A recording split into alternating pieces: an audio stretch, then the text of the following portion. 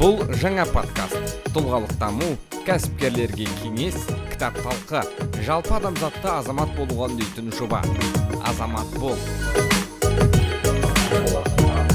Қоғамдағы әрбір адамзатты шынайы азамат болуға шақыратын жоба. Азамат бол. Ассалаумағалейкум жақсылар. Бүгін Азамат бол подкастын бастап жатырмыз. Азамат бол аты айтып тұрғандай, қоғамдағы кез келген адамзаттың азамат болуына құрттайда бір ой қоссақ деген ниетпен осы подкастты алға қойып бастап жатырмыз. Бүгін студиямыздың как раз бірінші қонағы Азаматжан болады. Бірнеше жыл кәсіпте өзінің бағын сынаған, мемлекеттік қызметте бағын сынаған, айтар ойлары кесек-кесек, сол ойдың тізгінін ұстап бүгін студияға келді. Ендеше Азекеңмен бір жақсы ой өрбітеміз деген сенімдемін.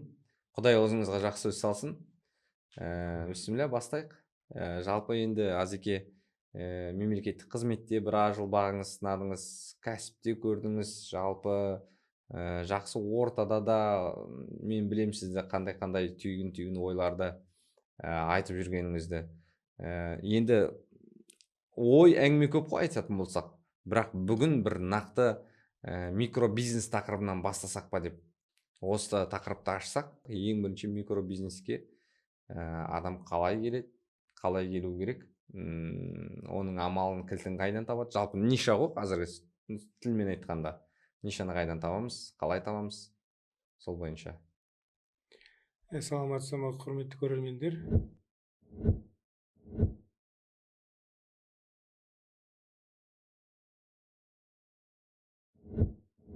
Енді бизнеске келетін болсақ, микробизнестің өзінің енді локациясына байланысты ауылдық жерде жасалатын бизнес немесе қалада.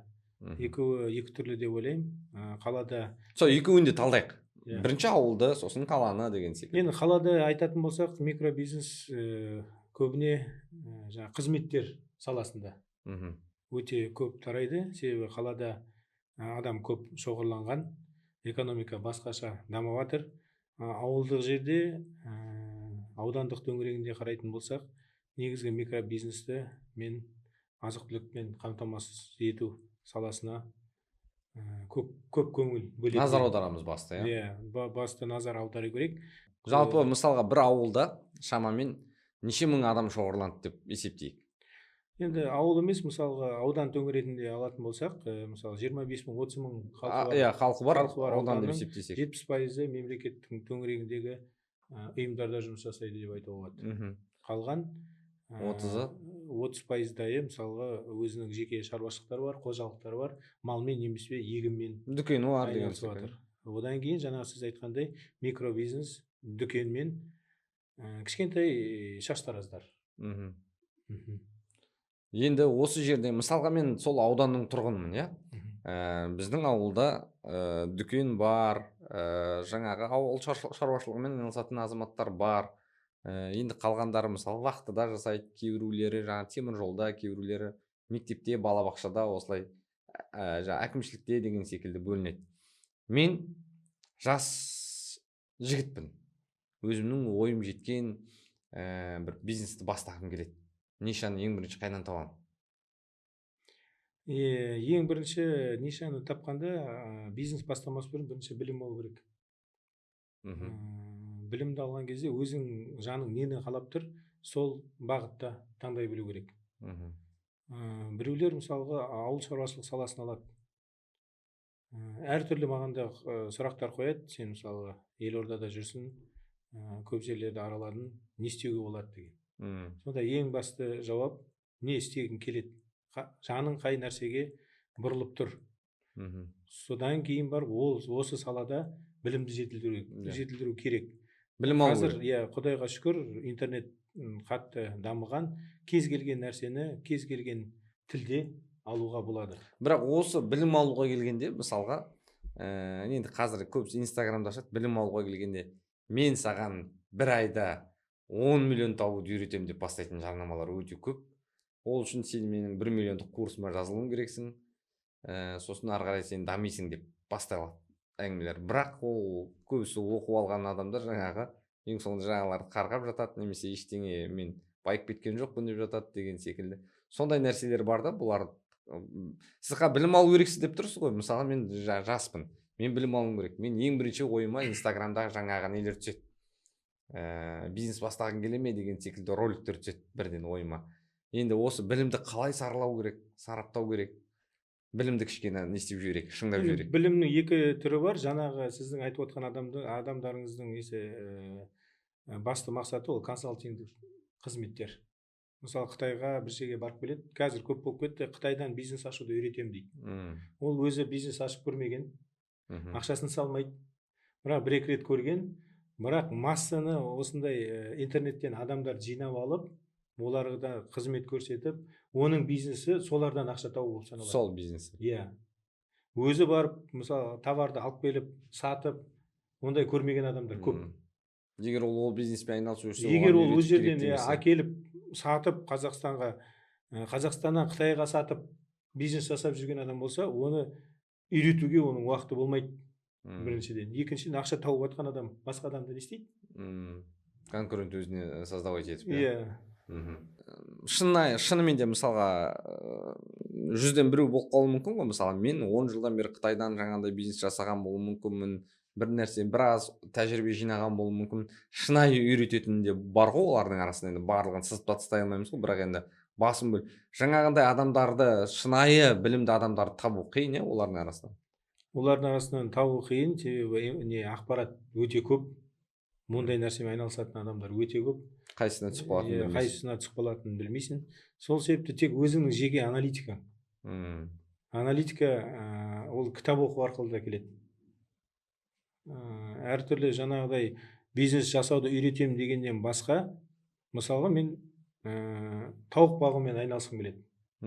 Тауық бағып жатқан адамдардың айтып жатқанын қарайсың. Бүгін міне тауық бақтым, 100 тауық алдым, осындай тамақ бересің. Подкасттар көп дейсің. Подкасттар көп, өзінің басынан өткенін айтады.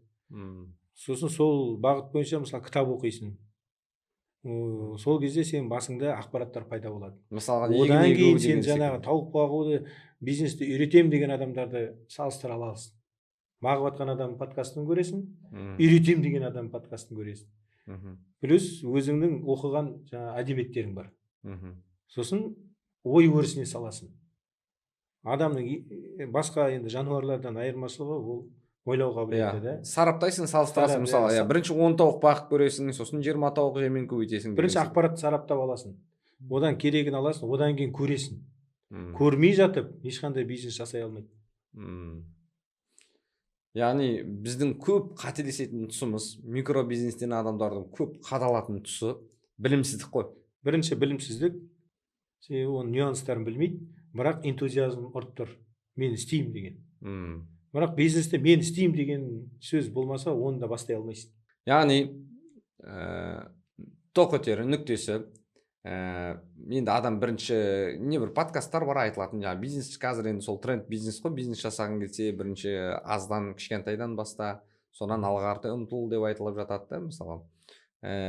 Сол бірінші білім алу керек, содан кейін аздан бастау керек қой, үлкеніне ұмтылмай. Солай ма? Әлде білім алу үлкен бизнеске де бастап кетуге бола ма? Енді мен мына жерде теория туралы айтпай ақ қояйын, мен мысал ретінде айтайын. Мысалы, менің достарым болды, темір жолда жұмыс жасады.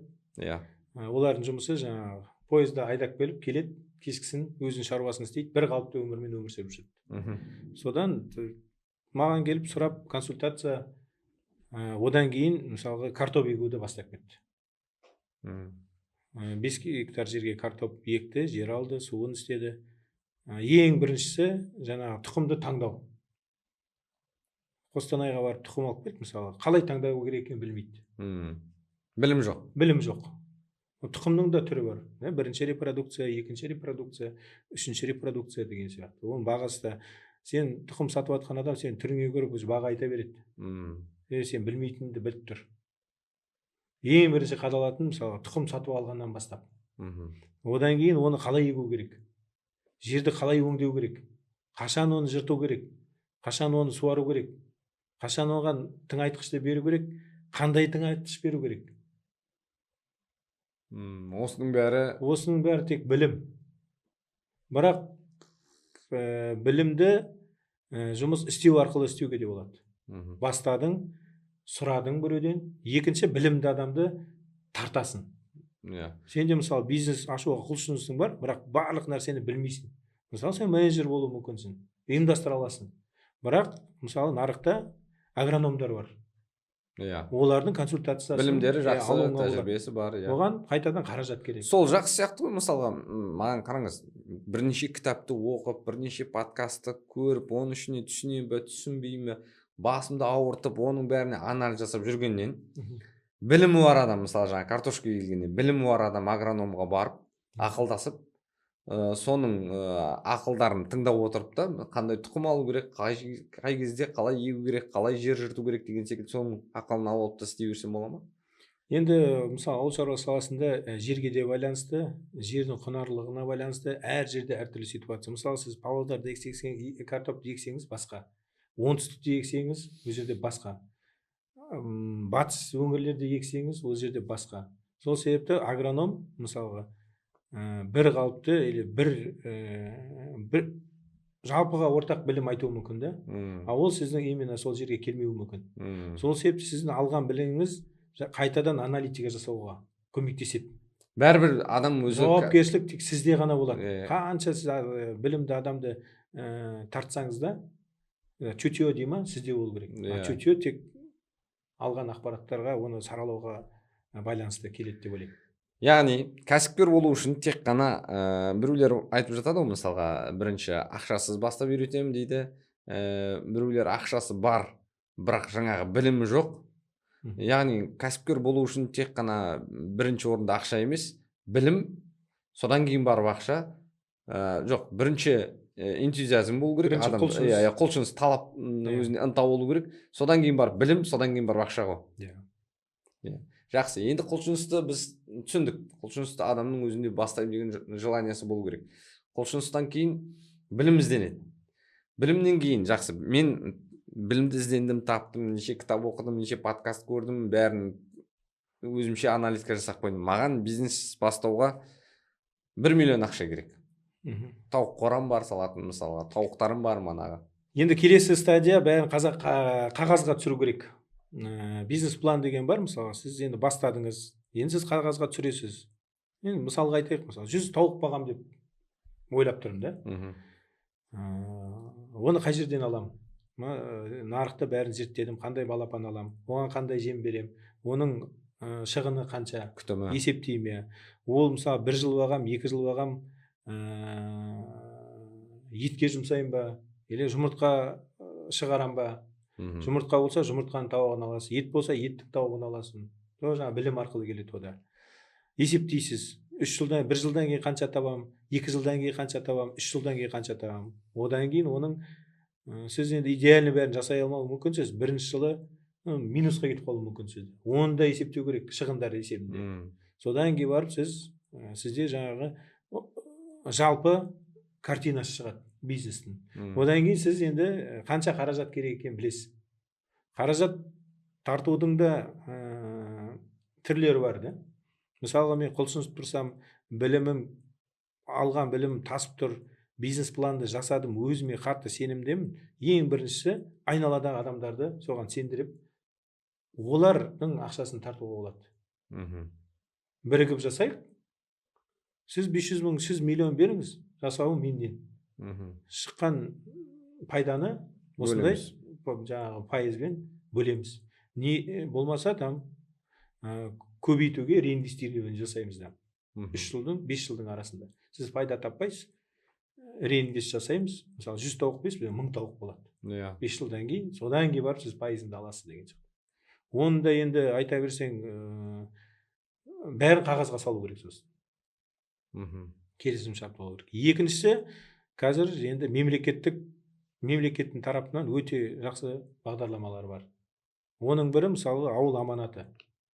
Сіздің жаңағы ісіңізге бизнес планыңыз болса, 2,5%-дан несие береді. Бұлай қарап отырса, енді экономист мамандар білетін шығар, 2,5% деген біз енді қазіргі кезде тегін ақша деп есептеледі. Тегін ақша.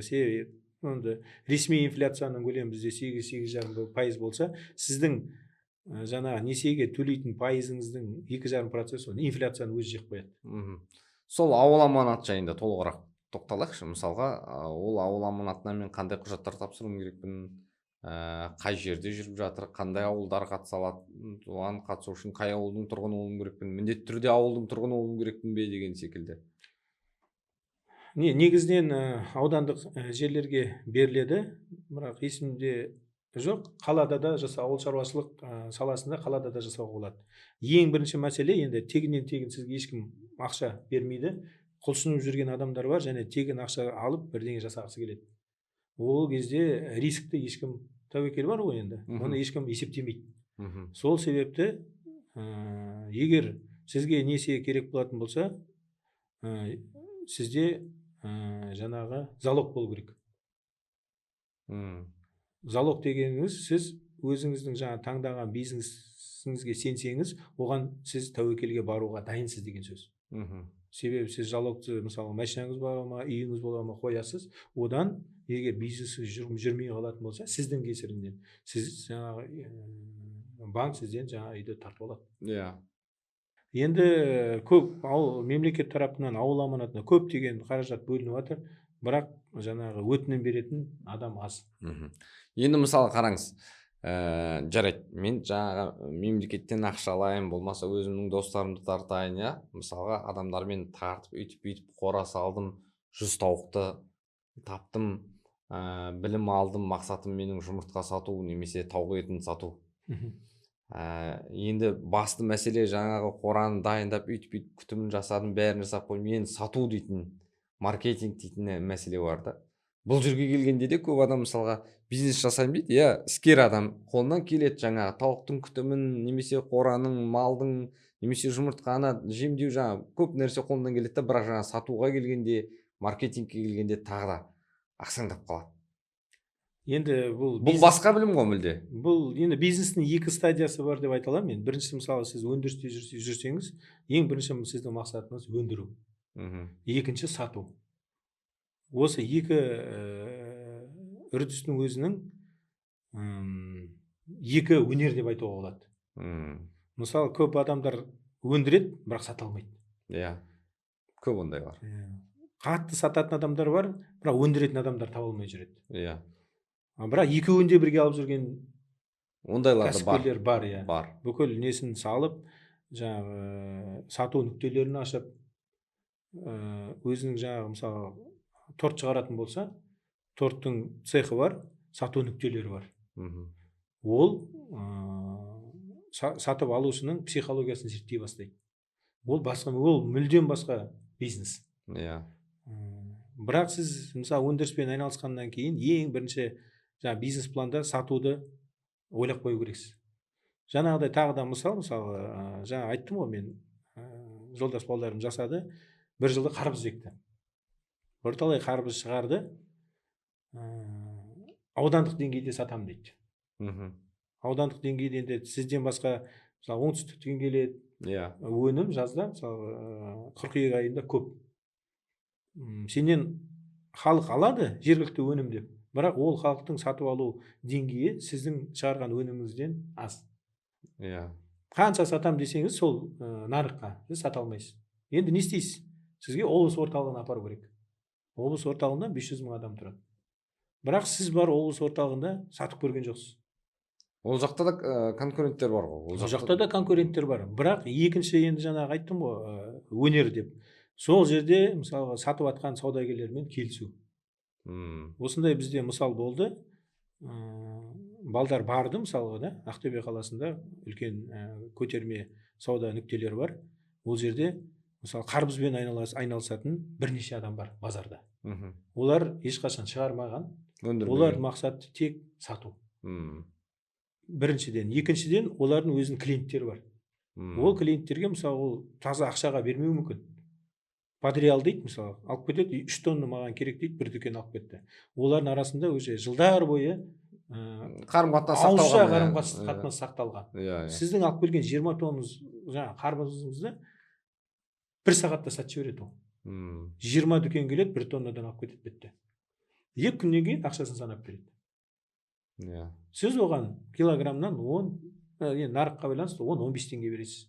Иә. Мысалы сіз өндірдіңіз, қарбыз мысалға килограммы 30 теңгеге шықты саған, сізге 20-30 теңге үстіне қосып тұрсыз, өзіңіздің пайдаңыз, 60-50 теңге болды ма, 10 теңге жаңағы сатушы алады. Ол сатушымен келісу сізге өнер керек. Сіз ол енді қаншама жерден адамдар келіп жатыр оған. Сіздің товарыңызды сатуға сіз онымен қарым-қатынас жасау керексіз. Ода клиент бар. Сізде жоқ, сізді ешкім танымайды нарықта. Иә. Демек, бизнесмен болу үшін жаңағындай орта кәсіп бола ма, ірі кәсіп бола ма, бәрібір де бірінші өндіріп білу керек, екінші сатып білу. Осы екі өнерді меңгеру керек, Екі өнерді қатар алып жүру керек. Меңгеру керек қой. Меңгеру керек. Алып жүру керек, қатар алып білу керек. Себебі екеуі де аса қатты маңызды болып тұр. Бір-бірінен ажырата алмайсыз. Ал қайсысы жақсы? Мысалға, мен кәсіпкер болғым келеді деп бастаймын. Мен маған сатушы болған жақсы ма, жоқ әлде өндіруші болған жақсы ма? Негізі жолы болатын адам сатып білген адам. Сатып біліп, клиентті жинап барып, мен мысалы қарбыз немесе тауық сата аламын деп, одан кейін барып өндіріп кетсе, ол ұтылмайды. Себебі сіз кез келген нәрсені шығарған нәрсеңізді сата аласыз. Содан бастау керек негізі. Сатушы маңызды. Сатушы маңызды. Бірақ жоқ, мен сату маңызды емес. Жаңағыдай екінші тәсілі сатушылармен барып, олар мысалы несін комиссиясын бересіз, болды.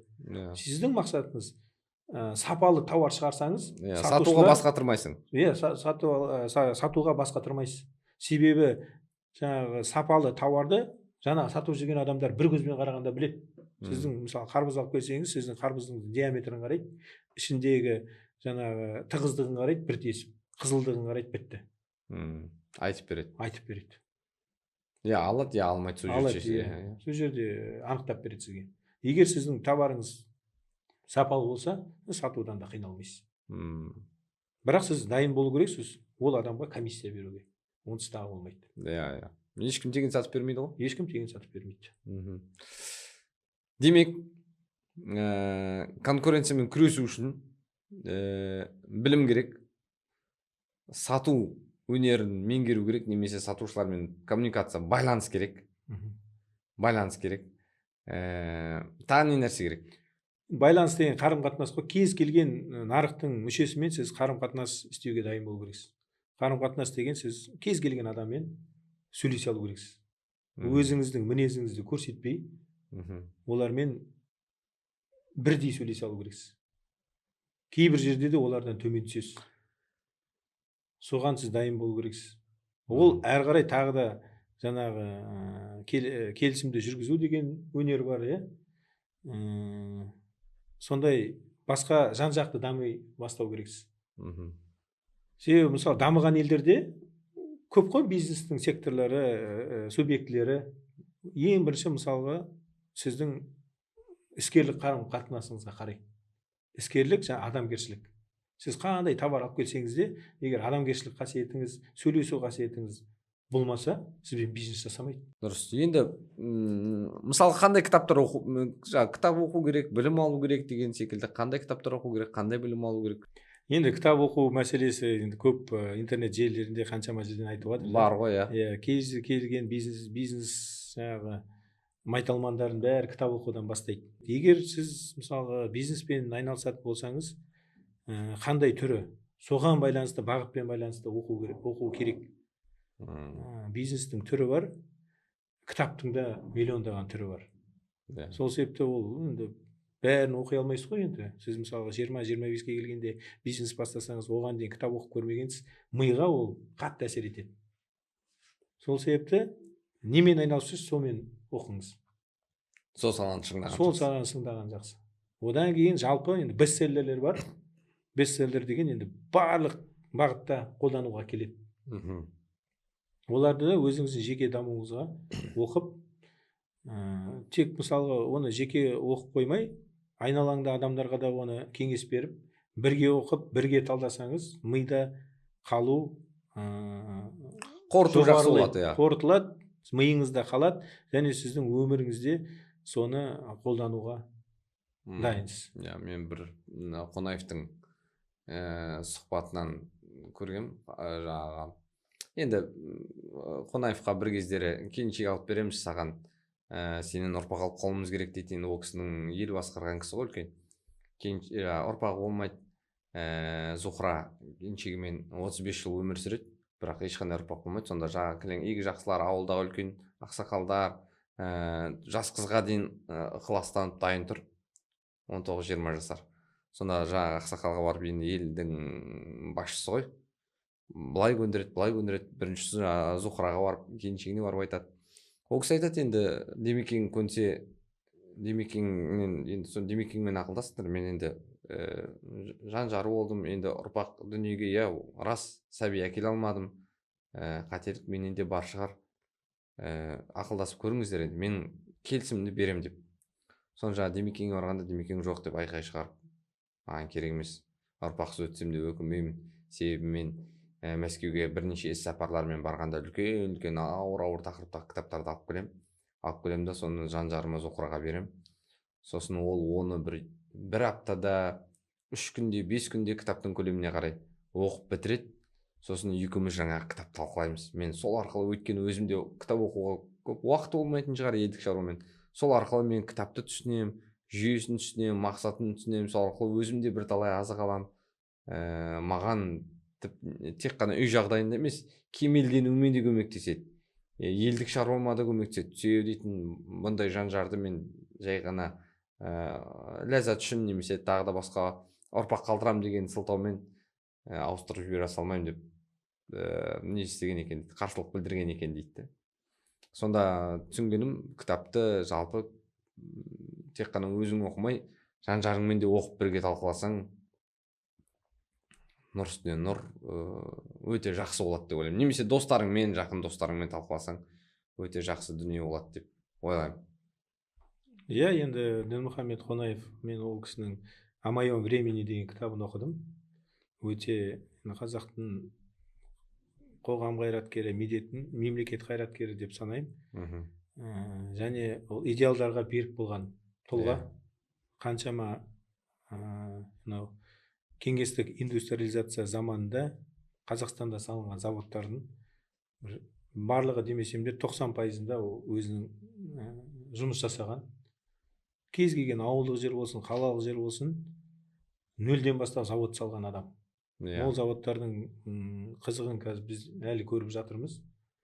Және де ол жаңа мемлекетке берік болды, және жан-жарына берік болды, және ол бір-бірін түсінген адамдар деп есептеймін. Ол кезде жаңа бала, ұрпақ тарату деген біз жаңа қасиеттер төменге түсіп қалады. Мақсатқа берік болу, адал болу, идеалды сақтау.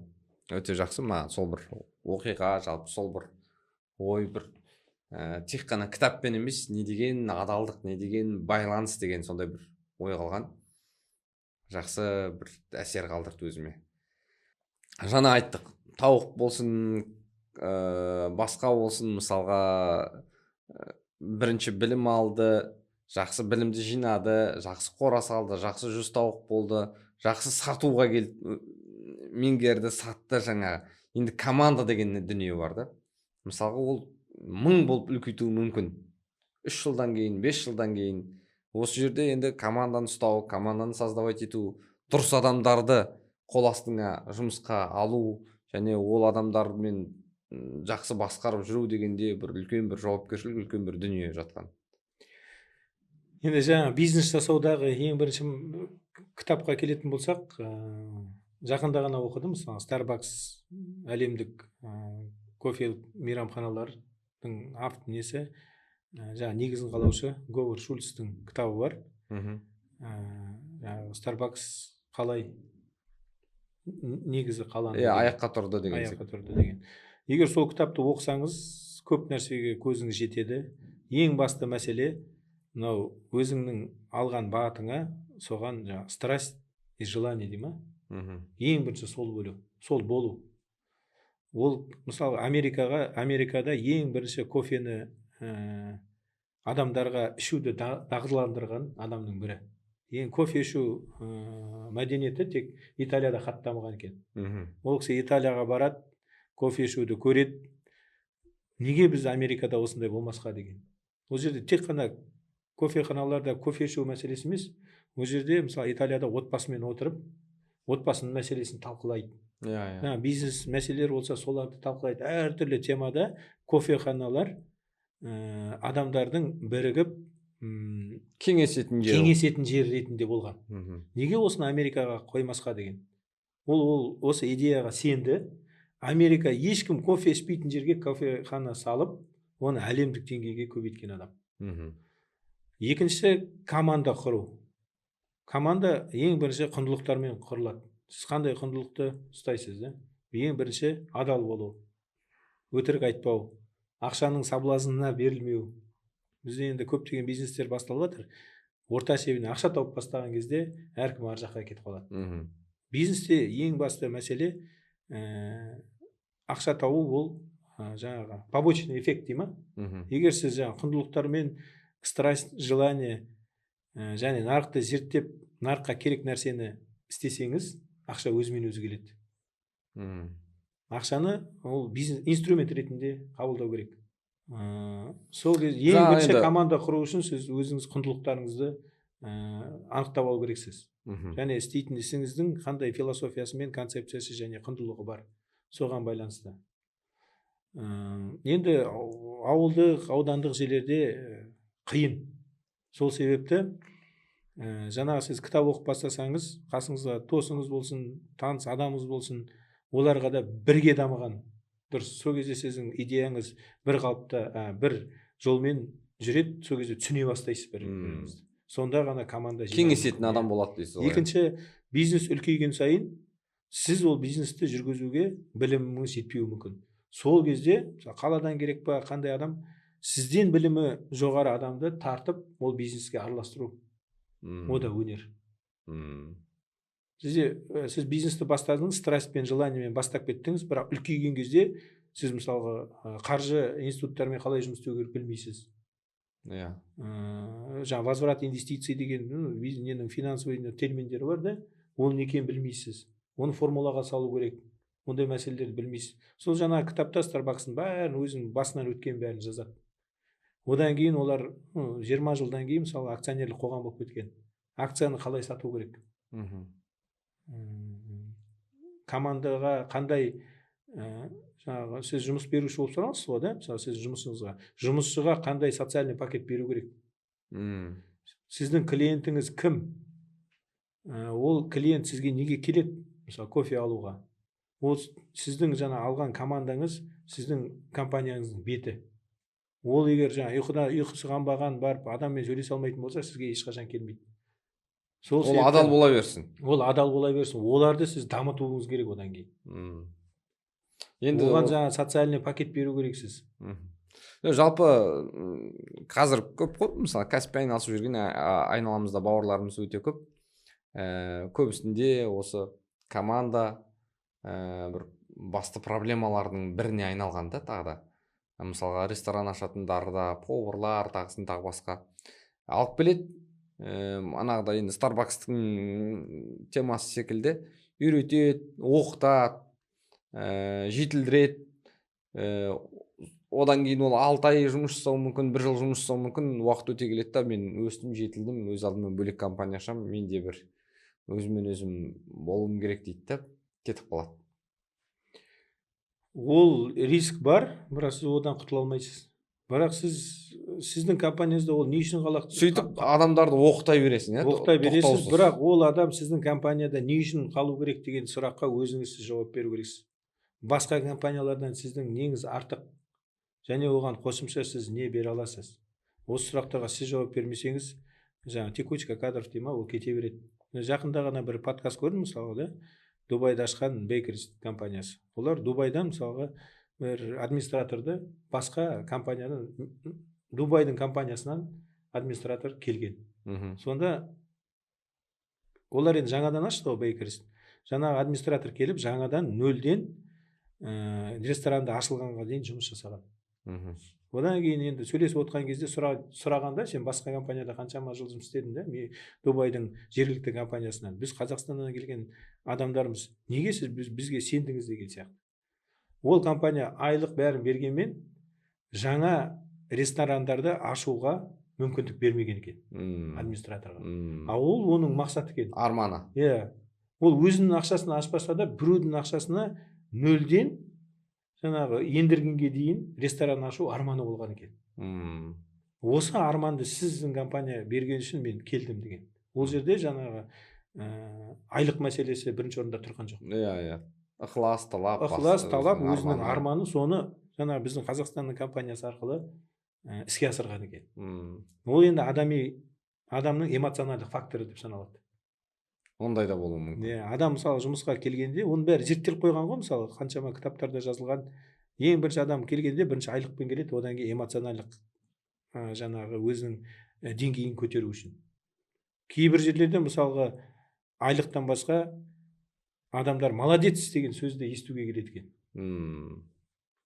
Ол эмоциональный интеллект болып саналады. Сол сөз жетпесе, ол сөздің өзі молодец деген айтуын естігеннен кейін адам құлшынысы басқаша болып кетеді екен. Бірақ енді көбінесе біздің сол басшыларымызға, көп кәсіпкерлерге сол сөзді айту қиын болып қала ма? Неге сол сөз сондай бір біз қоштауға келгенде біз жоқпыз?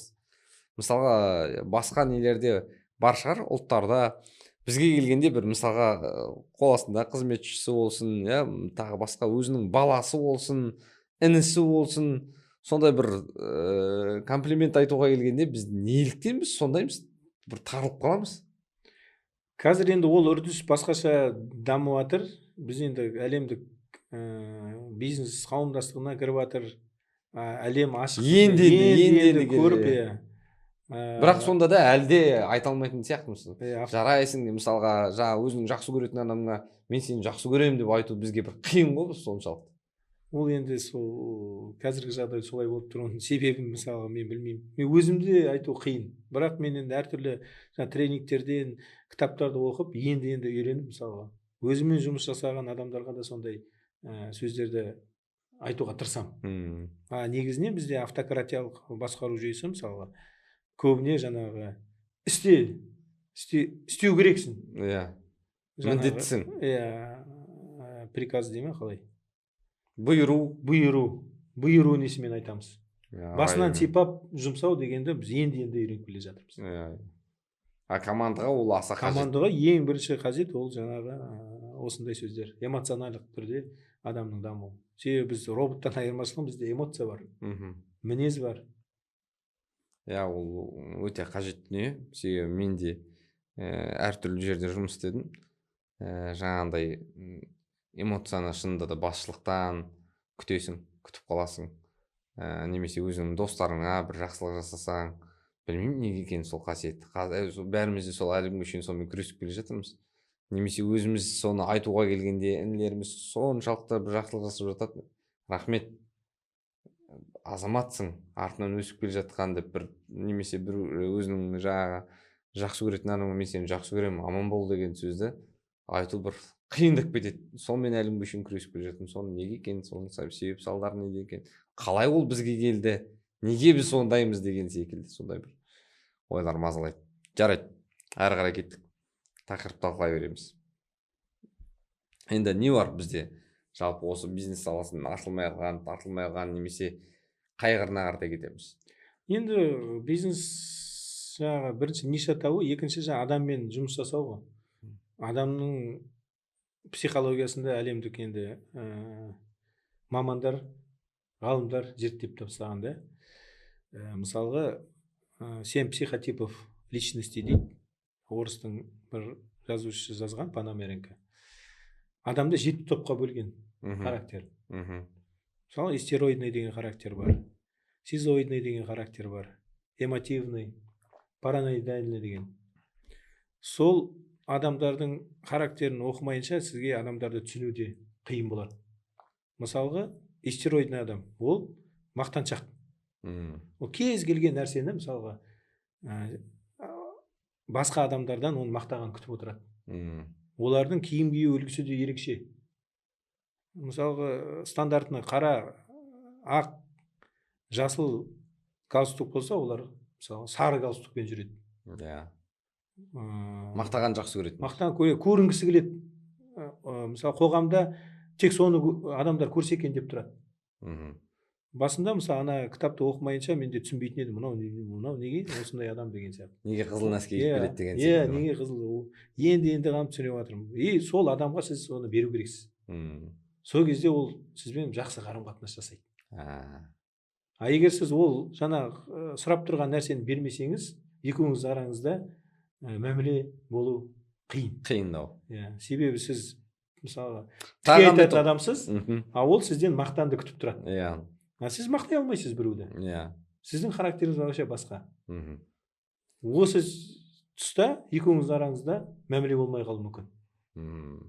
Қызық.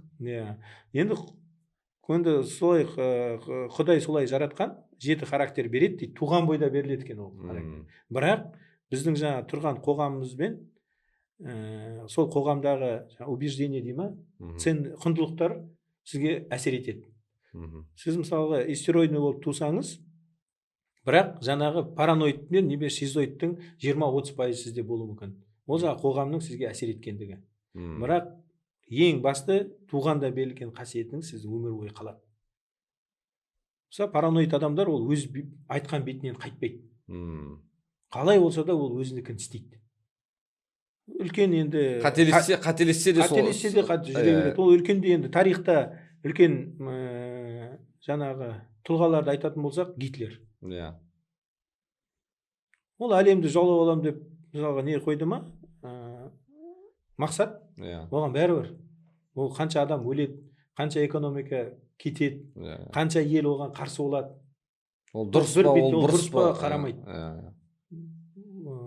Қазір енді айтып жатады, рас па өтірік па білмеймін енді. Путинді де сол неге санатқа қояды.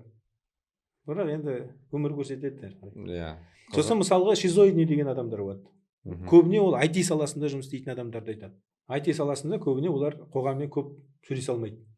Ол программа жазады. Сіз мысалы тех задание бересіз. Ол осындай жұмысын тиянақты жұмыс істейді, ешкіммен сөйлеспейді, бір қараңғы жерде отырып алады. Көп жаңағы сөйлесу қабілеті жоқ. Бірақ сіз жаңағы бердіңіз ғой тапсырма, маған осындай приложение керек. Оған мақтау да қажет емес. Оған мақтау да қажет емес. Ол өзінің жұмысын жасайды. Олармен қалай сөйлесеміз? Оларды мысалы сіз компанияң, мысалы сіз бизнеспен айналысып жатсыз, сізге приложение керек. Сондай адамды сіз анықтап сол жерге жұмысқа алуыңыз. Жаңағы сен психотипті сізге неде көмектесіз? Бизнесте керек жерге керек характері бар адамдарды таңдап қою. Мысалға сіз истероидный адамды приложение жасауға қойып қойсаңыз, сіздің приложениеңіз ешқашан болмайды. Потому что ол мысалы приложение жасап бастағаннан бастап неге мені мынау күшті жасап жатырмын ғой, неге мақтамай жатсыз деген сияқты. Басынан бастап сізге айтады. Ол жастамай тастап кетуі де мүмкін. Жоқ, манағы айтишник деп айттыңыз ғой жаңағы. Сол ондай адамдармен қалай сөйлесеміз? Оларды мақтай алмаймыз. Оларға тек оларды өзіңіз задание бересіз, қолданасыз да ол кетеді. Ол өзі де соған дайын. Нақты тапсырманы күтеді болды. Сосын мысалы гипертимный деген характер бар. Ол адамдар мысалға сізге бір заказчиктер бар да, или сатып алушылар бар, олармен сөйлесу керек. Сізде ондай қасиет жоқ. Сосын жаңағы адамды таңдайсыз. Ол не? Ең бірінші танысып кету қабілеті көп оларда. Кез келген адаммен кез келген темада сөйлесіп кете береді. Баняға апару, басқа жерге қыдырту, бірінші контакт істеу, өзіңді көрсету деген жерлерде гипертимдер таптыртпайтын. Бірақ олар жаңағы істі соңына дейін бітірмейді. Ол тек первый контакт. Тек басын бастайды. Разгильдяй дей ма қазіргі заманда сондай мысалы. Көп адам айтады, мынау күшті болып еді басында. Алып едім осындай қылып менеджерге. Мына жұмысты істемей кетті дейді. Түсінбей оны ренжіп, жаңағы жұмыстан шығарып, бір-бірімен арасында жаңағыдай текетірес істеп. Ол оның жаңағы табиғи берілген қасиетіне байланысты контакт адамдармен қоян қолтық жұмыс жасау. Ол жаңағы мысалы сен ит салып таста десеңіз до конца салмауы мүмкін. әр істі соңына дейін жеткізбейді. Бірақ кез келген адаммен, ол Қытаймен де, Ағылшынмен де, ауылдық жердегі адаммен де, қалалық жердегі адаммен кез келген темада сөйлесіп кете береді. Жақсы. Сол себепті сіз жаңа бизнесті бастағанда адамдарды анықтау қасиетіне де ие болу керексіз. Сіздің жаңа керек жұмысыңызда. Бұл кітап қалай айтылады? Жаңа сіздің айтып отырғаныңыз адамдардың 7 түрлі қасиетін анықтап береді. 7 психотипов личности. Жақсы. Ол Пономаренко, орыстың авторы. Шынында да кәсіпкерлерге таптырмайтын кітап деп ойлаймын. Себебі команда маңызды ғой. Мысалға жақсы микро бастайсың бизнесті, үйлестіресің, 100 тауықтан 1000 тауыққа өтесің, саған бәрібір де 1000 тауықтан 5000 тауыққа өтесің. Мысалға тек қана тауықпен есептейтін болсақ. Енді команда керек болады. Кез келген мысалы қазіргі жетістікке жеткен кәсіпкерлерді қарасаңыз, бәрі командаға айтады. Менің жұмысымды іргелеп жатқан тек команда дейді. Олардың қасиеті сол команданы қаншама адамның ішінен жинап, сол іске араластыру. Ода ең үлкен өнер ол. Демек, кәсіпкер болу үшін бірінші команданы создавать етіп білу керек, сатуды білу керек, өндірісті білу керек. Яғни көп нәрсе білу керек қой, иә? Сіз кәсіпкер болсаңыз, психолог болу керексіз, философ болу керексіз. Және жаңағыдай нақты естественный науки деймін. Менеджментті білу керек деген. Менеджментті білу керексіз, және де нақты ғылымдарды білу керексіз. Оның бәрі енді бір мезгілде келмейді ғой. Сіз жұмыс жасағанда соны жайлап үйрене бересіз. Команда құру мәселесіне байланысты, команда құрғаннан кейін ол команданың арасында мынадай қарым-қатынас жақсы болу керек. Бұл сұрақ төңірегінде де 5 пороков команды деген кітап бар. Ол жерде жақсы жазылған. Команда неге әлсірейді? Барынша жағдай жасап аласың. Кәсіби несіне байланысты таңдадыңыз, адами қасиетін бәрін таңдадыңыз, бірақ енді ол әртүрлі адамдар әр жерден жиналған ғой. Иә. Ол команданың ішінде енді жаңағы погодасы болады өзінің, ауа райы. Ең бірінші команданы құртатын ол сенімсіздік. Жаңа адамдардың арасындағы сенімсіздік, бір-біріне сенбейді. Бір-біріне сенбегенде кейін айту керек нәрсені ашылып айтпайды. Сенімсізден кейінгі екінші жаңағы порог боязнь конфликтов. Егер мен айтып қойсам, анау маған қарсы шығады. Екінші адам. Мені тәпет етіп тастайды. Одан да жөніме отырайын. Осыған байланысты жаңа проблема ашылмай қалады. Үшінші порог жауапкершілігі жоқтықтан. Мысалы, сіз команданы жинадыңыз, айттыңыз, үйттіңіз, бүйттіңіз, бәрі я деп кетті, ішінде бір адам жауапкершілікке кетті.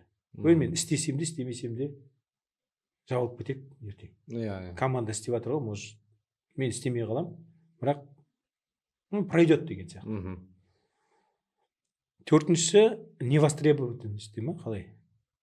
Басқа сіздің қарамағыңызда адам болса, мысалы, сіз отделдің басшысыз, команданың ішінде сіздің қарамағыңызда адам бар. Сіз мысалы талап ете алмаймын. Иә, өзіңіздің қарамағыңызда адамға талап ете алмайсыз. Себебі бәрін жинау кейбірде мүмкін емес, тек мысалға бөлімдердің басшысын жинайсыз да, сіз айтып кетесіз. Сіздің астыңыздағы адамдарға соны толық жеткізе алмайсыз. Жеткізсеңіз де олардың істеуін қадағаламайсыз.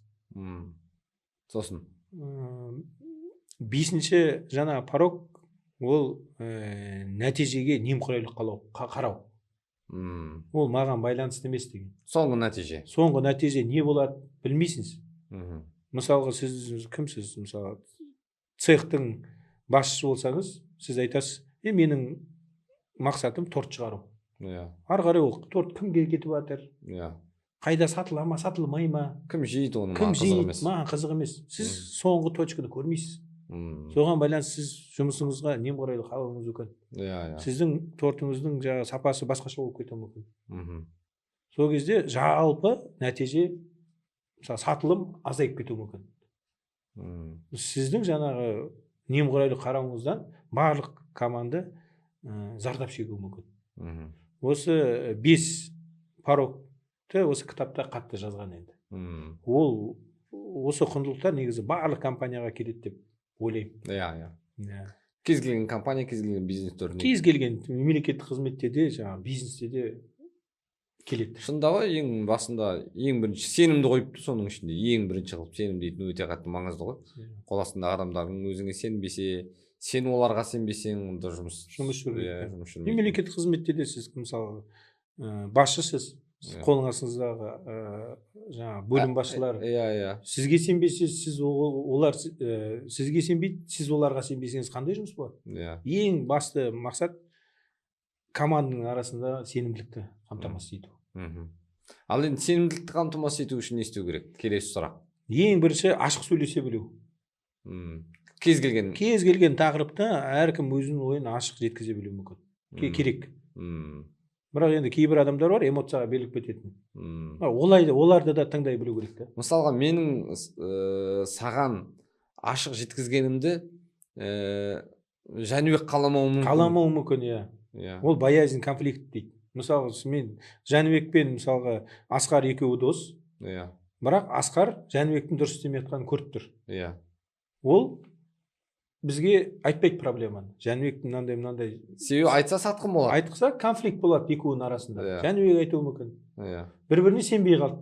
Иә. Бірінші сенімсіздік, екіншісі Асқар Жәнібектен конфликт болып кете ма деп проблема айтпай қойды. Иә.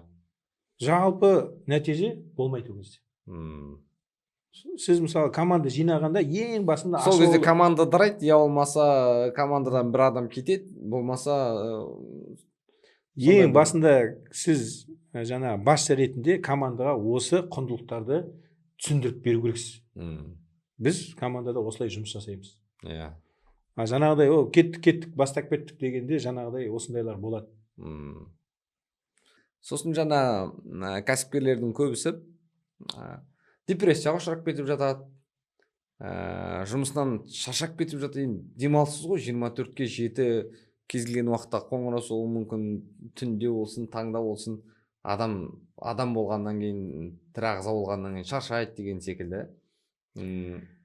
Осы немен қалай күресеміз? Өте жақсы сұрақ. Бұл туралы енді предпринимательский дух деген кітап бар. Ода бір жаңа торт шығаратын цехта Сара деген әйел жұмыс жасайды. Сол цехта өз ісінің маманы. Анау бүкіл цехта орнына қойып тастаған жаңағы сапалы торт, жаңа компанияның обороттары көбейіп жатыр. Сара бүкіл жерде мықты авторитет. Сараға бір күні ой келеді. Неге мен өз бизнесімді ашпаймын? Неге мен мысалға басқа адамға жұмыс жасап жатырмын? Иә. Шаруаның бәрі мен істеп жатырмын. Қолымнан бәрі келеді. Иә. Мына компанияның өсіп жатқаны менің тек жаңағы кәсіби деңгейіме байланысты болып жатыр. Егер мен өзімдікін ашып кетсем, бұдан да жақсы болмайын ба? Деген ой келеді. Иә. Кез келген пенденің басына келетін ой ғой. Иә. Сол жаңа кітапта жазады, несін тарихын көрсетеді. Содан бір осындай помещениялар цех ашады. Енді бәрін өзі істеп үйреніп қалған. Иә. Ана жерде цехта бәрін істеп жүр ғой. Содан базарға барады бір күні. Базардан жаңа ингредиенттерін алып келеді. Жайлап тортын істей бастайды да, ол кезде жаңағы цехке материалдар келеді. Материалдарды алып келеді. Оның ремонтымен айналысып кетеді. Иә. Сосын одан кейін оны жуу керек екен. Өзі технический болып кетті. Жайлап торт сатып бастады. Өзі сатушы болып кетті. Иә, бұрынғы клиенттер бар. Сараның торты, жаңа осындай компанияда Сара деген кісінің торты деген бар. Сара осындай ашқан екен дейді. Барады, жаңа клиенттердің енді бір 10%-ы Сараға барып прямой алып бастайды. Адам көбейіп жатыр. Сен жалғыз өзіңсің пісіріп. Көп функцияны өзіне қабылдап алады. Бұрын енді жаңа начальник цех, оған бәрін дайындап беру енді. Сіз жаңағы несін стандарттарын жасап берді, бәрін сіз как наемный ретінде бәрі дайын тұр, бірақ жаңағыдай пендешілік ой келді сізде. Сол нәрсені пендешілік оймен сіз барып өзіңіздің компанияда бұрынғы істеген Сарамен жаңа компанияда сол функцияны ақтатып кеттіңіз. Содан кейін депрессия басталады. Бұрынғы компанияда жүре бермеймін ба, тып-тыныш айлығымды алам, авторитет, аяғым жерге түспейді, бастықтар бәрі мені жақсы көреді. Мына жақта пол жуушы да, мына жерде пол жуушы, сырам жеңес бәрі өзім болып кетті. Сатушы бәрі. Не барым, не қандай нем болды деген сияқты депрессияға ұшырайды. Оказывается, әр адамның әр неге стандарт бекіту керексіз. Әр адамның рөлі бар екен. Менеджер деген бар, сотрудник деген бар, руководитель деген бар. Егер сіз өзіңіздің ашсаңыз, сіз әр позиция адамдарды қайтадан команда жинау керексіз. Сіздің рөліңіз өзі басқа болып кетті. Сіз бұрын начальник цеха болдыңыз ғой. Ол оймен сіз өзіңіздің ісіңізді істей алмайсыз. Ойыңызды өзгертесіз. Сіз басқа позициядасыз уже. Уже сіз сараны тауып алу керексіз, сіз сияқты. Торт шығаратын. Соны өз орныңызға қойып. Оны орнына қоясыз. Сарадан басқа обслуживающий персонал, оларды табу керексіз. Әрбіріне договор, олардың функциялары қандай, оны бекіту керексіз. Юрист бар, бухгалтер бар. Бастайсыз, таныс бухгалтер бар сізде. Соны шақырып аласыз. Ол ана 2-3 компанияда істеп жүр, сізге фриланс болып кетті, онда уақыты жоқ. Сіз оған ренжисе, неге істемей жатсыз? Профессиональный бухгалтер алмайсыз. Бәке-сәкемен тағы да кетіп қалдыңыз. Осындай нәрселерден депрессияға ұшырайды негізгі. Егер жаңағыдай әрбір маманды должностной инструкциясын қойып, өзіңіздің ойлау қабілетіңізді басқаша істесеңіз, әрбір іс жүріп кетеді деген ойдамын. Кітаптың аты қандай? Кітаптың аты «Предпринимательский дух». Жақсы, Ол кезде енді содан кейін ол жерде енді бір тренер келіп айтады, сіздің ошибкаңыз осындай. Ең бірінші брендопостроение деген бар. Сіздің витринаңыз қандай болу керек, қандай цвет болу керек, қандай локацияда сіз мына цехты аштыңыз. Оны қарадыңыз ба вообще? Сондай сұрақтар қойып, басқаша ойлап, басқа цех істеп, сара жетістікке шығады. Ең біріншісі ол локациядан бастау керек. Мысалы, сіз торт сататын нүктені қаланың сыртына апарып қойсаңыз, сізден ешкім алмайды. Ол солай бастап кеткен. Мен клиенттерім бар ғой, келеді деген сияқты. Сосын жаңағы бір сөзімізді айттық, заңгер, юрист, бухгалтер деген сияқты мәселе шынында да микробизнесті бастаған адамдарға өте бір маңызды мәселелердің бірі. Себебі бизнесті алғаш бастаған адам налог төлеп көрмеген бұрын, жолдарын білмейді. Жақсы таныс арқылы тапты, өйтті, бірақ оның барлығын қалай тексереміз, ол дұрыс істеп жатыр ма, дұрыс істемей жатыр ма, жалпы қандай заңдылықтарды білу керек? Енді мен өзім ойым оқу керек. Налоговый кодексті оқып шығу жай адамға түсініксіз болады. Бірақ енді роликтер көріп, былай налог деген қандай болады, қандай түрлері бар, кім қалай төлейтінін қарап шығуға болады. Договорлар мысалға. Ол налоговый бухгалтерский услугада қаншама компаниялар бар. Соларды аласыз да, консалтинг услуг ретінде. Ол да солай. Ол да солай. Бірақ енді сіз бас жағдайда микробизнестерде енді қатты юрист керек деп ойламаймын. Нақты бір договорлардың нелерін, стандарттарын өзіңізге бір-екі алып алсаңыз, сіздің позицияңызды нашарлатпайтын. Ары қарай бастап кету керек. Енді микробизнестен ары қарай өсек. Масштаб. Жақсы, мен микробизнеспен айналысқаным 5 жыл болды, 10 жыл болды. Осы кәсіпті көрдім, ақшамды таптым, жинадым, сенімділік пайда болды өзіме. Мен көп ақша тапқым келеді. Өскім келеді, масштабты үлкейткім келеді. Сол салада ма? Сол бағытта әңгіме өрбітсек.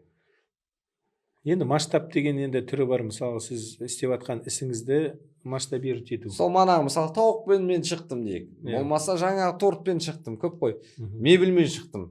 Жасадым, мебельмен кухняға жасадым, залға жасап жүрмін, ақша таптым, шүкір. Бірақ мен өскім келеді. Маған әртүрлі тақырыптар қойып жатыр. Мұн жақтан бір завод салып жатыр, мұн жақта тағы басқа үлкен ақшалар мен мына жақта 3 жыл жүріп мынандай ақша тапқанша ана жақта 1 жылда осы ақшаны тауып алмаймын ба деген ойлар келеді ғой пенде басыма. Әрине ондай болады. Мысалы Көп жерде осы микробизнестен шыққан адамдар осылай қадалып та жатыр да. басқа салаға өтіп кетіп Иә. қызығып. Енді микробизнес жасадың, сізде ақша пайда болды, оборотыңыз бәрі бар, өзіңізге сенімділік пайда болды. Сосын басқа адамдармен сөйлесе бастайсыз. Басқа да одан да рентабельный бизнестердің түрін көріп атасыз, естисіз, салыстыра бастайсыз. Мен мына жерде мысалы қаншама өліп талып, там жылына 20%-пен жүрсем, 40% табатын басқа да бизнестер бар екен ғой. Иә. Деген ой келеді. Оған да баруға болады. Оны қайтадан зерттейсіз манағыдай. Мына микробизнесті қалай бастадыңыз, оған уақыт өтіп кетеді. Дәл солай басынан басталады. Басынан басталады, қайтадан бәрі сол. Одан жаңағыдай сіз жетістікке жетесіз бе, ешкім гарантия бермейді. Екіншісі, егер сізде оборотты ақшаңыз болса, ол басқа саладағы бизнеске қызығатын болсаңыз, сіздің позицияңыз инвестор деген позицияға өтіп кетесіз уже. Сіз өзіңіздің салаңызда мысалы предприниматель немесе бизнес болса, басқа біреудің саласына кіріп, инвестор позициясына кірсеңіз болады. Инвестор деген сол нарықта істеп жүрген компаниялардың арасында сізге лайықтысы, сіздің құндылықтарыңызға келетін, өз ісін, маманын табу. Олар да көтерілісі келеді ғой, бірақ оборотта ақшасы жоқ. Сіз соған ақша саласыз инвестор ретінде. Енді сіздің позицияңыз басқа, және сіздің жаңағы таңдап алу аналитикалық қасиетіңіз болу керек. Ол туралы сіз ізденіп бастайсыз. Қалай компанияларды тексеруге болады? Адамды қалай таңдау керек? Адамды, компанияны, оның ішінде істеп жатқан жаңағы команданы. Ол да бір жатқан өнер. Ол басқа өнер. Ол инвестициялық. Мен бұрын бизнес жасадым екен деп инвестор болып кете алмайсыз. Ол инвестор болып кете алмайсыз. Ол жерде сіз мысалы бизнес жасасаңыз, сіз сол бағыттағы жаңағы тәуекелдерді қарайсыз ғой. Мына жерде істеп жатқан бизнестердің тәуекелін қарау керексіз өзі. Қандай команда істеп жатыр? Жаңағы расход доходы сізге кез келген инвестиция тарту мақсатында күшті картина алып береді. Күшті бухгалтерский отчет әкеліп береді. Сіз оны оқи білу керексіз. Негізінен өзің жаңа бағытында егер жолың болып жатса, сол жерден тамшылатып тесе беру керек.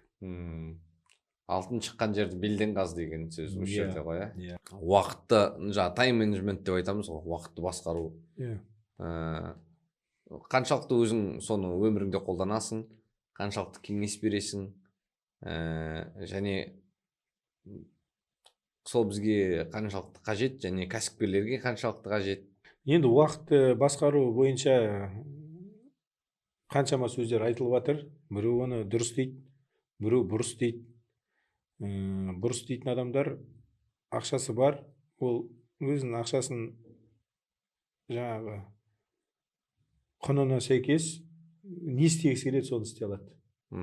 Ол мысалы бүгін паркке барып жүгіріп келемін дейді да, кофейняға кетіп қалады.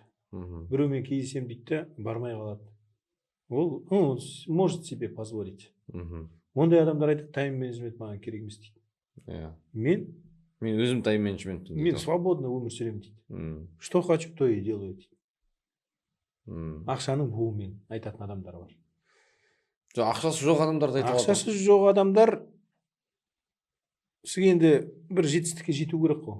Бір жетістікке жету үшін біреумен кездесу керек, сөйлесу керек, бизнесіңізді талқылау керек. Сол себепті осы мәселе бойынша мысалы эффективный тайм менеджмент деген кітап бар. Авторы Морозов деп. Ол жерде де бір жаңағы бір жігіт болады. Таңертең жұмысына барады, келеді, сол жігіттің историясы. Бір қалыпты өмір сүреді. Жұмысына барады, машина сататын продажник болып жұмыс жасайды. Таңертең барады, келеді, әйтеуір жұмыс жүріп жатыр, шамалы жаңағы ақшасы бар, бонус алады, бір-екі машина сатып жібереді. Кешке келеді, үйіне келеді, пиво ішеді.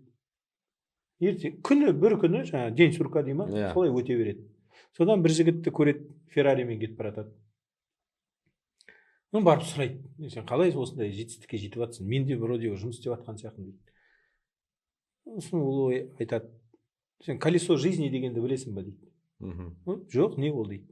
колесо жизни сызып береді и өмірдегі сенің жаңа бағыттарыңды көрсет және оны бағалап берші маған дейді. Қандай бағыттар? Ең бірінші сіздің жұмысыңыз ол сіздің қаржылық тұрақтылығыңыз да. Қандай жұмыс істеп жатсыз, айына қанша табасыз? Екінші, спорт. Үшінші, жаңа жеке басыңыздың жағдайы да. Үйленгенсіз ба, отбасыңыз бар ма, жоқ па? Төртінші, достарыңыз. Бесінші, сіздің хобби, творчество, да? Хобби, творчество бар. Екінші, духовное состояние. Осылай бір 10-12 бағыт өмірдің алады. Және бағала дейді. Бағалайды, қарайды. Қалай бағалайды сонда? Мысалға, қаржы тұрақтылығы да, финансовое состояние. Қарайды, зарплатам осындай екен. Еш жерге жетпейді. 1 мен 10-ның арасында. 1 мен 5-тің арасында 1 деп береді. Хотелось бы больше, но бірақ 1 деп тұр да. Екінші, достарымен кездесіп тұрасың ба? Жоқ. Спорт? Жоқ. Кешке стресс немат етем, пиво ішемін. Спорт вообще жоқ, қарын шығып кеткен. Депрессияда жүр. Духовность вообще айтпайды, 0 қояды. Енді айтады, сен енді адам ретінде даму үшін осы өміріңнің колесо жизни дейма, бағыттарын бір мезгілде бірдей алып жүру керексің. Сол кезде сен неге жетістікке жетесің дейді. Ол қалай дейді. Сен жұмысың қашан дейді. Таңертең осындай уақытта осындай жерге барам, жұмысқа барам. Не істейсің жұмыста? Ең бірінші қаржылық тұрақтылық. Сен 1 қойып қойдың. Енді қалай көбейте аласың оны? Сен қандай позицияда жұмыс жасайсың? Мен отдел продажда продажник. А сен начальник отдела бола аласың ба? Бола аламын. Не істеу керек ол үшін? Ойланады. Мен таңертең клиенттердің базасын жасайын. Әрбіріне холодный звонок дейма, таңертең 9-дан 10-ға дейін холодный звонок істейін. Күнделікті. Оның арасында жеке өмірім бар да. Мамамның туған күні, немесе қызбен танысу керек, үйленбеген. Қашан танысам? Қоясын. План қойып жатсың миға. Осындай уақытта осындай қызбен танысу керек. Мынандай уақытта 9-дан 10-ға дейін мен чисто холодный звонокпен айналсам. Ол маған қаржылық тұрақтылық береді. Егер айына мен 2-3 машина сататын болсам, осы нәрселерді істегенде 10 машинаға дейін көбейтсем, менің бонусым көбейеді. Мен жаңағы тайм менеджментіме қойып қойдым. Одан кейін достармен кездесу. Аптасына 1 рет достармен кездесіп тұруым керек. Ол жұма күні сағат кешкі 8-ден 9-ға дейін. Ода керек адамның эмоциональный состояниесі. Екінші жаңа духовное развитие. Оны енді әркім әртүрлі. Біреу дінмен істейді, біреу былай медитация істейді. Біреу кітап оқиды деген сияқты. Ода сіздің де депрессияға кетіп қалмауыңызға көмектеседі. Екінші хобби. Мысалы, мен өмір бойы хоккейді жақсы көремін, бірақ бармаймын. Бару керек еді деп жүре беремін. Мен суббота күні сағат 8-ден 9-ға дейін хоккейді қойып қойдым. Мида маған задание бар уже. Азамат сағат суббота күні 8-ден 9-ға дейін сенде хоккей. Ұмытпа деген сияқты. Бүкіл жаңағы өзіңізге керек нәрселерді жазасыз, оны жаңа тайм менеджментке қоясыз, сонда сіздің колесо жизніңіз айнала бастайды. Соны қалай өзгерту керек, қалай толықтыру керек? Жалпы кітап осы жайында. Кітап осы жайында. Тайм менеджменттің сол кітапта көрсетеді, қандай пайдасы бар екен. Енді ол кітапты оқығаннан кейін көп адамда энтузиазм ба, қалай шабыт пайда болады. Мықты шабыт пайда болады. Кейбір енді мен қасымда оқыған жігіттер бар. Екінші күні үйленбей жүрген, жасы 25-тен асып кетіп. Екінші күні бір қызды автобуста қуып кеткен. Не істеп кеткен? Автобуста қуып. Бір қызды ұнатып қалады. Мида бар. Әдемі қызбен танысу керек деген. Бұл күн шаруасын кеттірі, автобусты қуып, ана қызды ауылдық жерде бір жерде түседі. Қуып жетіп танысып, телефонын алып, свидание істеп сөйтіп кеткен. Егер жаңа кітаптың арқасында. Кейбір адамдар бар, таңертең 5-те тұрып жүгіріп кеткен. Кейбір адамдар бар, ағылшынға жазылып енді күнде ағылшын оқу керек еді деп жүреді да. Иә. Бірақ нақты қойған кезде Бастап қойған кезде бастап кетеді. Ол уже кітапты оқығаннан кейін ертең мен осындай курстарды 8-ден 10-ға дейін курстарды іздеймін. 12-ге дейін табамын. 12-ден кейін сөйлесіп, келесі апта жаңағы дүйсенбі күні бастап кетемін. Нақты тапсырма миыңа. Жақсы. Көп адамдар шабыт, бірақ дағды деген нәрсе бар. Кәсіпкерлер үшін де бұл кәдімгі қарапайым кәсіпкер болмай ақ қой, былай кәдімгі мемлекеттік қызмет болсын, мұғалім бол, мейлі сен дәрігер бол, кімге де қажетті дүние. Кез келген адамға. Бірақ оны дағдыға айналдыру керек. Тоқтатпау керек. Қаншалықты? Дағды дегенді түсіну үшін атомные привычки деген кітап бар, соны оқу керек. Ол енді басқа тема. Енді ол атомный привычкіде, атомдық әдеттерді. Ол жерде не айтылады? Ол кезде жақсы қасиеттерді анықтап білу, жаман қасиеттерді жою. Тоже анықтап біліп, оны істемеу, істей алмасаң, ол қасиеттер болатын жерге бармау. Мысалы, сіз алкогольден слабыйсыз, ішкіңіз кетіп тұрады. Бірақ сіз өзіңізге мақсат қойдыңыз, мен ішпеймін деп. Бірақ сіздің нәпсіңіз тартып тұр. Алкоголь қай жерде, мысалы, кафеде сатылады. Барларда. Кафеге барма. Кешке магазинге барма. Спорт залға бар деген сияқты. Спорт залға бар. Миыңды алда. Жақсы қандай қасиетің бар өзіңе? Тайм-менеджментпен жаңағы пландарға жетем. Соны сіз үздіксіз орындап тұру керексіз. Және кішкентайдан бастап жоғарылата беру керексіз. Мысалы, сіз бассейнге барып жүрсіз, 200 метр жүзесіз аптасына 1 рет. Ол денсаулығыңызға пайдалы да. Барлық бұлшықеттеріңіз жақсы әдет. Жақсы әдет. Неге оны көбейтпеске? Аптасына 3 рет бар, ширақ боласыз. 200 метр емес, 500 метрге дейін жеткіз. Сіз ол миыңыздың қатты жұмыс істеуіңізге көмектеседі. Бірақ үздіксіз істе. Мысалға, сіз апта сайын істеп жүрсеңіз, 1 рет істеп жүрсеңіз, 1 айдан кейін 2-ге қойып қойыңыз. 10-ға қойып қойуға даже болмайды. Ми шаршап кетеді. Үлкен мақсат қойып жіберсеңіз, оны істемей қалу қаупіңіз бар. Кітап соны туралы жазады. Мына оң жағыңызда тұрған Атлант расправил плечи деген. Енді Атлант расправил плечи деген негізгі аты Забастовка деген болған. Айн Рэнд деген авторы. Өмірімде оқыған кітаптардың ең мықтысы деп айта аламын. Осы 3 томнан тұрады трилогия. Ресейде кеңес үкіметі құрылғанда Америкаға көшіп кеткен автор.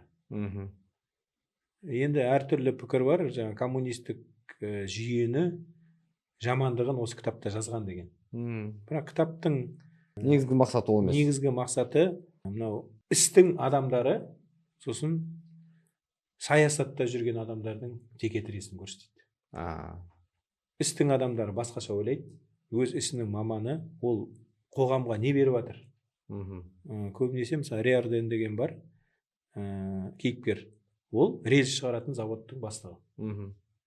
Оның мақсаты бүкіл Америка аймақтарын темір жолмен қамтамасыз ету.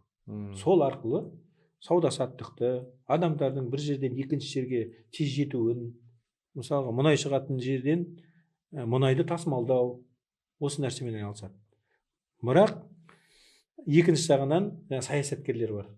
Еш жерде ештеңемен айналысып көрмеген, нарық қалай жұмыс істейтінін білмейді. Бірақ Риорданға барып, сен мемлекетке көмектесу керексің дейді. Риордан айтады, мен не үшін көмектесемін? Мен салық төлеп жатырмын. Осындай адамға жұмыс беріп жатырмын. Менің өзім жоспарым бар. Аз ба? Ол жоспарым бойынша менде бір тиын ақша шықпайды. Мынадан шыққан ақшам, мен Аризонада 2 километр рельс салуым керек келесі жылы. Менде бәрі расписано. На 50 лет. Сенде не болып жатқан? Менде шаруам жоқ. Мен заң бойынша қанша салық төлеуім керек, соны төлеп тұрмын. Мен саясаткермін. Маған дауыс беретін адамдар керек. Ол адамдардың әртүрлісі бар.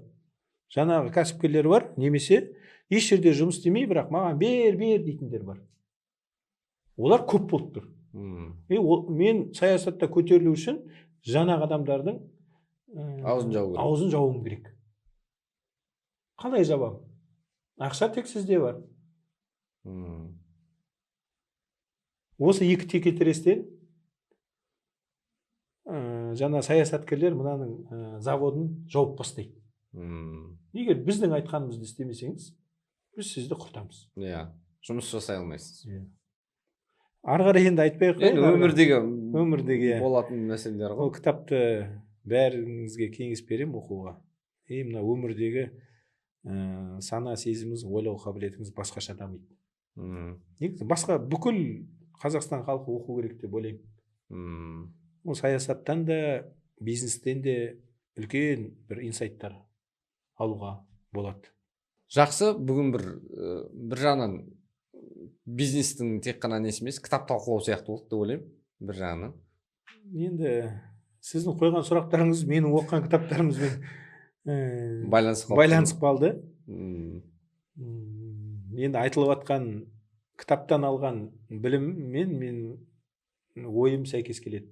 Қаншама кітаптарды оқып жатырмыз, бірақ кейбір кітаптармен сәйкес келмейді. Сол себепті сәйкес келмейтін кітаптарды мен айтып жатқан жоқ.